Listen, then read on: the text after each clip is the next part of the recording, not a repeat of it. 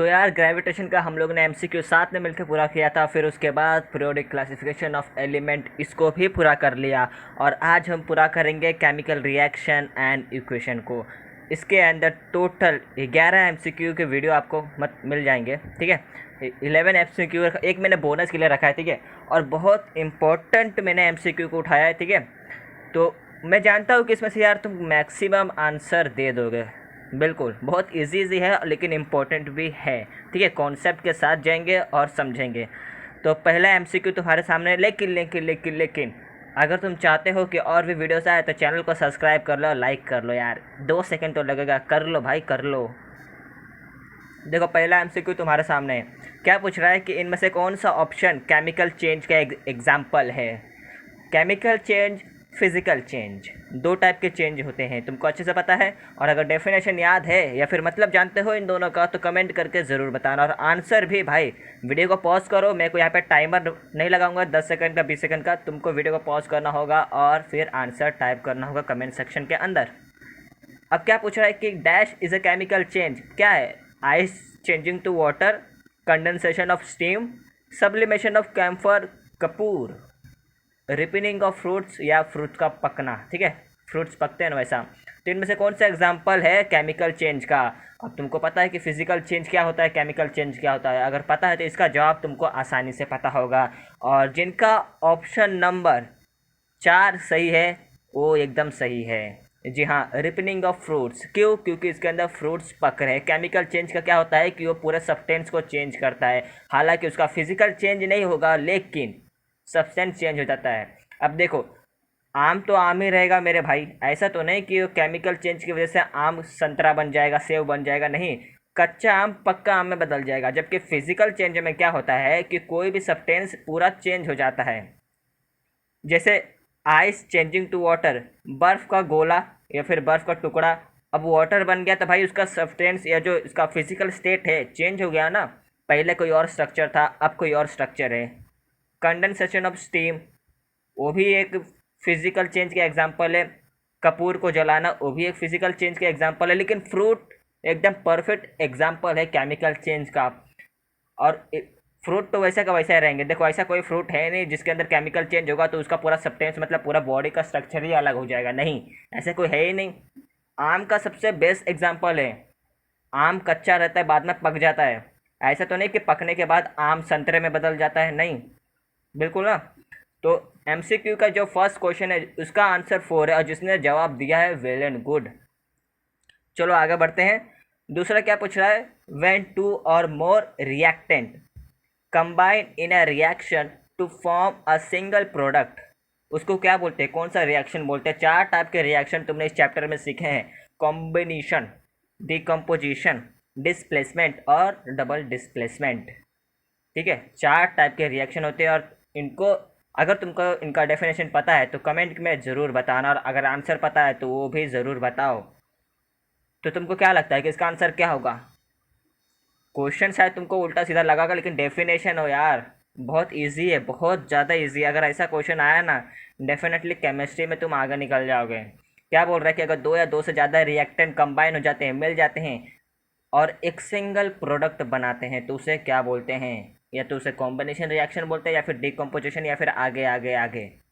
तो इसका आंसर 1 एकदम करेक्ट है। जो ऑप्शन 1 है ना एकदम बिल्कुल करेक्ट है। कॉम्बिनेशन रिएक्शन ही आएगा। तुमने कॉम्बिनेशन रिएक्शन में सीखा है ना कि जब 2 या जो 2 से ज़्यादा एलिमेंट या फिर रिएक्टेंट कंबाइन होते हैं और फिर उसके बाद अगर सिंगल प्रोडक्ट बनता है तो क्या होगा, वो होगा कॉम्बिनेशन रिएक्शन, ठीक है। चलो चलते हैं आगे एमसीक्यू की तरफ।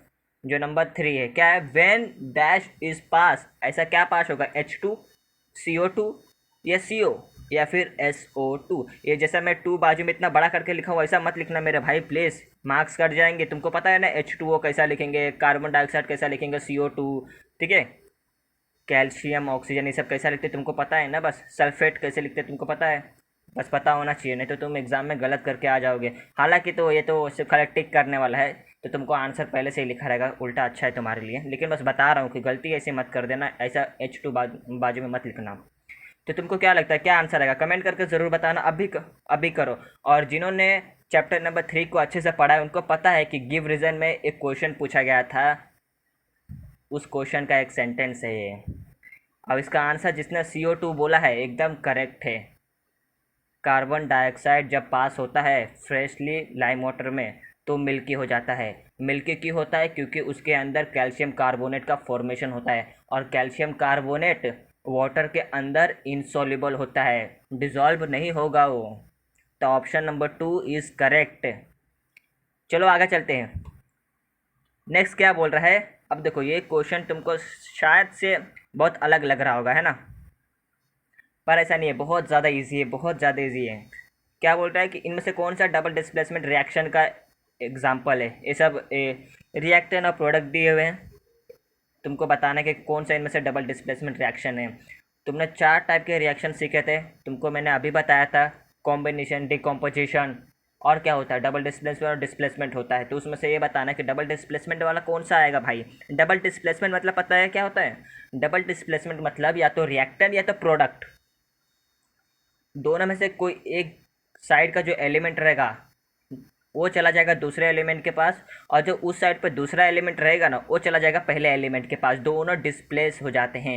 जबकि सिंगल डिस्प्लेसमेंट रिएक्शन में क्या होता है कि एक ही एलिमेंट किसी और के पास चला जाता है, जो जहाँ से वो जाता है ना वो एलिमेंट अकेला रह जाता है, ऐसा रहता है। लेकिन डबल डिस्प्लेसमेंट में ऐसा नहीं होता, एक जाता है तो दूसरा आता है। ठीक है, तो एग्जाम्पल बताना कौन सा आएगा। Option first, second, third, fourth. और तुमको सबके केमिकल फॉर्मूले पता होना चाहिए भाई केमिस्ट्री में। यार अब तो 11वीं में आ गए हो भाई, अब तो थोड़ा पढ़ाई कर लो। जल्दी से बता दो कि इसका आंसर क्या आने वाला है।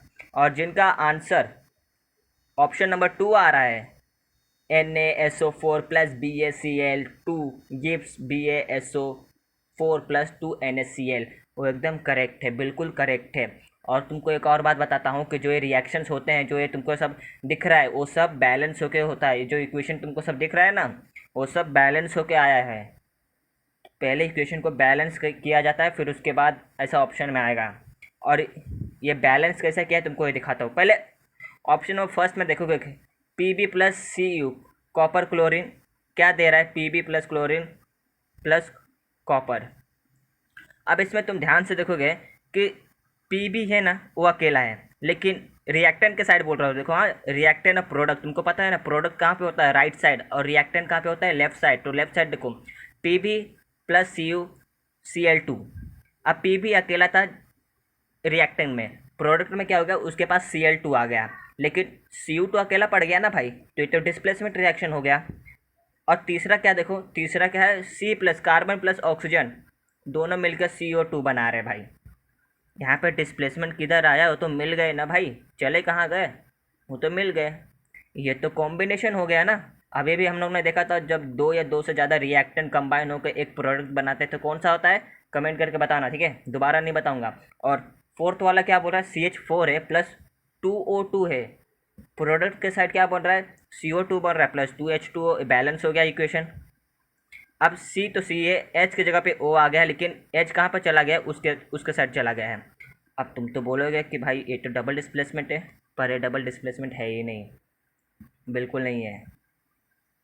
ऑप्शन नंबर 2 ज़रा ध्यान से देखोगे तो तुमको पता चल जाएगा कि जो सोडियम है Na2SO4 plus BaCl2 gives BaSO4।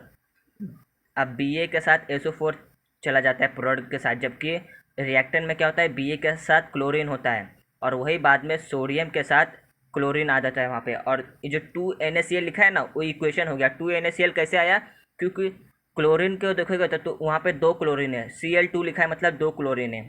SO4 देखोगे मतलब 4, सॉरी सोडियम की बात करें ना, हाँ सोडियम, सोडियम को देखोगे तो 2 सोडियम भी है, तो क्लोरीन भी 2 है, सोडियम भी 2 है, तो 2 और 2 कॉमन ले लेते, उसको 2 यहाँ पे लिख दिया और NaCl लिख दिया, हो गया। ऐसा हो गया, ठीक है। और ऑप्शन 4 नहीं आएगा क्योंकि वो CH4 मिथेन है भाई, और वो CO2 कार्बन डाइऑक्साइड है, ठीक है, तो वैसा नहीं आने वाला। चलो चलते हैं नेक्स्ट MCQ की तरफ। Rusting is a ion, rusting of a ion nail is a dash reaction, ठीक है। मैंने यहाँ पे नेल लिखना भूल गया, NaIl, ठीक है।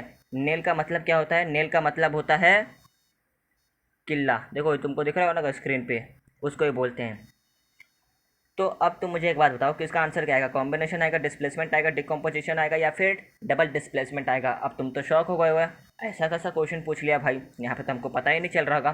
तो यहाँ पे तुमको काम आएगा क्या, रस्टिंग का, आयन का जो फॉर्मूलाज होते हैं वो। तुमको पता है रस्ट कैसे लगता है, मतलब कील पे जो जंग है ना वो कैसे लगता है। अब जाहिर सी बात है जब आयन ऑक्सीजन के साथ रिएक्ट करता है, ठीक है, तो अब तुम सबको पता है कि एयर के अंदर वाटर वेपर रहता है।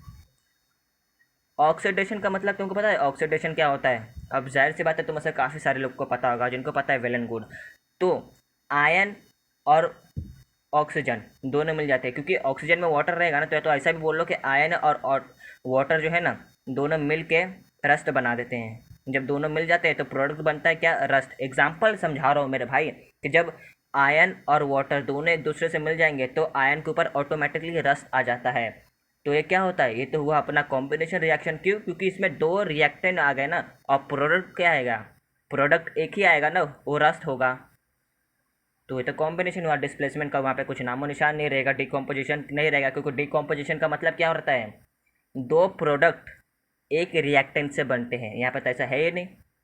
और डबल डिस्प्लेसमेंट भी यहाँ पे कुछ इसका काम दाम नहीं है भाई। चलो चलते हैं नेक्स्ट।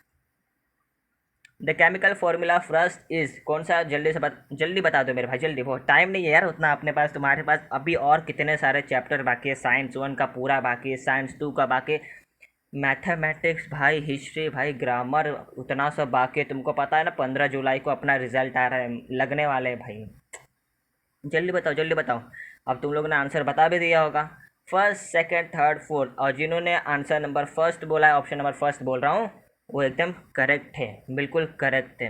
और ये फॉर्मूला लर्न कर लो भाई, दिमाग में बैठा लो, 100-200 बार लिख लो कहीं कागज़ पे, हाथ पे किधर तो लिख लो भाई, लिख लो किधर तो याद कर लो, बहुत काम का है। क्योंकि अगर साइंस ले रहे हो तो ये तुम्हारा पीछा नहीं छोड़ेगा। Dash is a process in which a substance gain oxygen और लूज हाइड्रोजन। तुमको पता है कि तुमने इस चैप्टर में दो चीज़ें सीखी थी, वैसे तो और भी चीज़ें सीखी थी, लेकिन दो और चीज़ें सीखी थी, वो है ऑक्सीडेशन और रिडक्शन। रिडक्शन, अब मुझे ये बताना है कि इसका जो प्रोसेस है क्या आएगा, ऑक्सीडेशन आएगा, रिडक्शन आएगा, हाइड्रोजन आएगा या फिर रेडॉक्स आएगा। कमेंट में जल्दी करके बताओ मेरे भाई, उतना टाइम नहीं है, समझो ना। और जिनका आंसर ऑक्सीडेशन हो वो बिल्कुल करेक्ट है। ऑक्सीडेशन ऐसा प्रोसेस होता है जिसके अंदर ऑक्सीजन रहता है लेकिन हाइड्रोजन नहीं रहता, अगर होगा भी तो हाइड्रोजन को निकाल दिया जाता है। ये बोल कर के भाई तेरी औकात ही नहीं है, निकल इस ग्रुप से। मजाक कर रहा था, मजाक मजाक। लेकिन प्रोसेस को समझ गया ना, ऑक्सीडेशन क्या होगा, एक ऐसा प्रोसेस होगा जहाँ पे ऑक्सीजन को गेन किया जाता है लेकिन हाइड्रोजन को लूज़ किया जाता है। अगर नहीं होगा तो नहीं होगा, अगर होगा भी तो भी उसको निकाल दिया जाएगा। ये हो जाएगा ऑक्सीडेशन का डेफिनेशन है वो एक तरीके से। नेक्स्ट वाला, the reaction in which one reactant, देखो हाँ ध्यान से सुनना, एमसीक्यू तुमको बड़ा लग रहा होगा लेकिन ऐसा नहीं है। The reaction in which one reactant get oxidise, oxidise का मतलब समझते हो ना, involving of oxygen and removing of hydrogen and other reactant, मतलब उसके अंदर जो अदर रिएक्टेंट बचा, जो सेम रिएक्टेंट के अंदर ही रहेगा, मतलब एक इक्वेशन के अंदर दो प्रोडक्ट, मतलब दो रिएक्टेंट है, ठीक है, प्रोडक्ट नहीं दो रिएक्टेंट है। एक रिएक्टेंट के अंदर ऑक्सीडाइज हुआ, दूसरे के अंदर क्या हुआ, रिड्यूस हो गया है। रिड्यूस मतलब रिडक्शन, ठीक है, मतलब वहाँ पे हाइड्रोजन आया और ऑक्सीजन को निकाल दिया है, ये रिडक्शन का डेफिनेशन होता है, gaining hydrogen and removing oxygen. और जबकि ऑक्सीडाइज या फिर ऑक्सीडेशन का डेफिनेशन ये होता है, एडिंग ऑक्सीजन या फिर गेनिंग ऑक्सीजन एंड लूजिंग या फिर रिमूविंग हाइड्रोजन। तो इस क्या बोलेंगे, या फिर इसे हम ऑक्सीडेशन रिडक्शन या फिर रिडॉक्स बोलेंगे, या फिर सिर्फ रिडॉक्स बोलेंगे, या फिर कॉम्बिनेशन, और चौथा है मालूम नहीं। बिल्कुल, जिनको पता नहीं रहेगा वो तो चौथे पे ही क्लिक करेंगे। तो तुमको क्या लगता है मेरे भाई क्या आएगा, और जिनका आंसर ऑप्शन नंबर 1 पे आके अटका है और जिनका आंसर ऑप्शन नंबर 2 पे भी आके अटका है, वो दोनों सही है। बिल्कुल, ये मैंने जानबूझकर पहले पे लिखा था कि ऑक्सीडेशन और रिडक्शन और रेडॉक्स, क्या है ना, इसे ऑक्सीडेशन रिडक्शन भी बोलते हैं और रेडॉक्स भी बोलते हैं, लेकिन मैक्सिमम लोग इसे रेडॉक्स बोलते हैं। लेकिन तुमको पता होना चाहिए, क्या अगर हो भी तो सकता है ना भाई, रेडॉक्स ना दिया हो, डायरेक्ट ऑक्सीडेशन और रिडक्शन दिया हो, तब तो तुम कन्फ्यूज़ हो जाओगे। तो मैं नहीं चाहता कि ऐसा कन्फ्यूजन तुमको हो, तो समझ गए ना। कि इस रिएक्शन के अंदर अगर ऑक्सीडाइज और रिड्यूस दोनों हो रहा है तो क्या हो गया, ये तो रेडक्स हो गया, या फिर इसे बोल दो ऑक्सीडेशन और रिडक्शन। चलो चलते हैं नेक्स्ट, द कन्वर्जन, ठीक है, उल्टा सीधा मत सुनना। The conversion of FeO ferric oxygen, ठीक है, उसको Fe2O3 में बदल रहे हैं, तो क्या वो रिडक्शन रिएक्शन हुआ? समझे? ट्रू फॉल्स बताना है कि अगर FeO कन्वर्ट हो रहा है Fe2O3 में तो क्या हो रहा है यहाँ पे, रिडक्शन रिएक्शन हो रहा है, ट्रू और फॉल्स। अब मेरे को एक बात बताओ, तुमको अभी अभी मैंने बताया कि ऑक्सीडेशन और रिडक्शन क्या होता है, ठीक है। ऑक्सीडेशन में क्या होता है, ऑक्सीजन को गेन किया जाता है, हाइड्रोजन को निकाल दिया जाता है, जबकि रिडक्शन में हाइड्रोजन को लिया जाता है और ऑक्सीजन को निकाल दिया जाता है। अब तुम ध्यान से देखोगे तो यहाँ पे तो ऑक्सीजन है और फेरिक है, हाइड्रोजन का तो नामो निशान नहीं है, तो रिडक्शन रिएक्शन कैसे होगा भाई, ये तो ऑक्सीडेशन हो गया, तो फॉल्स आएगा ये, क्योंकि पूछा क्या है कि ये जो कन्वर्जन है वो रिडक्शन रिएक्शन है, जबकि ऐसा नहीं है, ये तो ऑक्सीडेशन है, तो फॉल्स आएगा। और जिनका फॉल्स आंसर आया वो बिल्कुल सही, जिनका ट्रू आया थोड़ा पढ़ाई पे ध्यान दो, थोड़ा यूट्यूब कम चलाओ, दूसरे वीडियोस देखना कम करो, एजुकेशनल ज़्यादा देखो भाई, CET आने वाला है तुम्हारा। और ये लास्ट है, थोड़ा बोनस है तुम्हारे लिए, मतलब बहुत इजी है यार, इसको भी तुम क्लियर कर दोगे, जब तक मैं बोल रहा था तो तुमने इसको लिख भी दिया होगा कमेंट सेक्शन में, इतने होशियार होगे तुम। क्या है, अगर हीट को रिलीज़ किया गया तो एक्सोथर्मिक प्रोसेस हो गया, बिल्कुल सही बोल रहे हो। और अगर हीट को अब्जॉर्ब किया, हीट को लिया, तो क्या उनसा प्रोसेस भाई, एंडोथर्मिक या फिर एक्सोथर्मिक और एंडोथर्मिक दोनों, या फिर पहला एंडोथर्मिक या फिर बाद में एक्सोथर्मिक, या फिर चौथा कुछ भी नहीं, जय भवानी, ठीक है। तो जिनका आंसर एंडोथर्मिक आया वो बिल्कुल सही है, बिल्कुल। दो टाइप के प्रोसेस है भाई, अगर हीट को निकाला जा रहा है, रिलीज किया जा रहा है, तो वो एक्सोथर्मिक प्रोसेस हुआ, लेकिन हीट को एब्जॉर्ब किया जा रहा है, लिया जा रहा है, तो वो एंडोथर्मिक प्रोसेस हुआ। ये दो प्रोसेस तुमने सीखा है, तो बस ये 11 मोस्ट इम्पोर्टेंट MCQ थे। वैसे अगर देखा जाए इस चैप्टर में बहुत ज़्यादा था यार, लेकिन और भी सब्जेक्ट के तुमको पढ़ाई करने हैं, तो मोस्ट इम्पोर्टेंट जो है उसको पढ़ते हैं, जो अगर टाइम मिला लास्ट में तो उसको भी कवर कर लेंगे, और भी टेस्ट और क्यूज़ में लेके आने वाला हूँ। उसके लिए तुमको चैनल को सब्सक्राइब करना पड़ेगा मेरे भाई, और वीडियो को लाइक करना पड़ेगा, और कमेंट करके बताना पड़ेगा कि तुमको कितने आंसर आए, और हॉनेस्टी के साथ आंसर देना यार, चीटिंग करके कुछ फ़ायदा होने वाला नहीं है तुम्हारा, बोर्ड में चीटिंग नहीं कर पाओगे CET में। आई होप तुम सबको पसंद आएगा, तो चैनल को सब्सक्राइब कर दो, और कमेंट करके ज़रूर बताना कि कैसा लगा वीडियो। अगर किसी टॉपिक पे डाउट है तो वो भी बता देना, मैं लेकर आ जाऊँगा। और फिलहाल के लिए वेट करते हैं चैप्टर 4 का आने का, ठीक है। Take care, bye bye. तो चलो फिर मिलेंगे एक और नई वीडियो में।